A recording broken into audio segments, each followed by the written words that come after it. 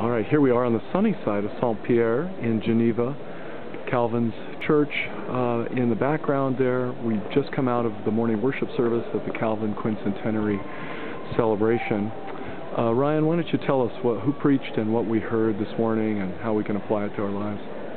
Well, I was telling Suzanne that we heard exactly the sermon that should have been preached here today, because this was Reverend Dr. Sinclair Ferguson, and preaching from Philippians chapter 3, and his summation was beautiful to remind all of us who are here to be thinking about the surpassing excellence of Christ, and to count everything else in our lives as done, as garbage.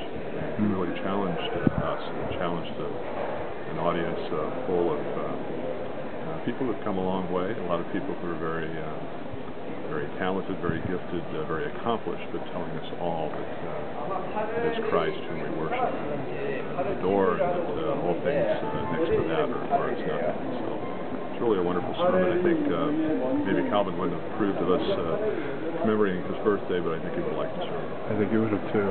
Good. So Suzanne, what about the trip? Specific things that have been beneficial to you, that you've enjoyed particularly, that have thrilled you? Well, having never traveled to Europe, it's all been a very exciting and fresh experience for my husband and I both. And we were enthralled with Paris, with the beauty of the architecture, the layout of the city, the kind and wonderful people.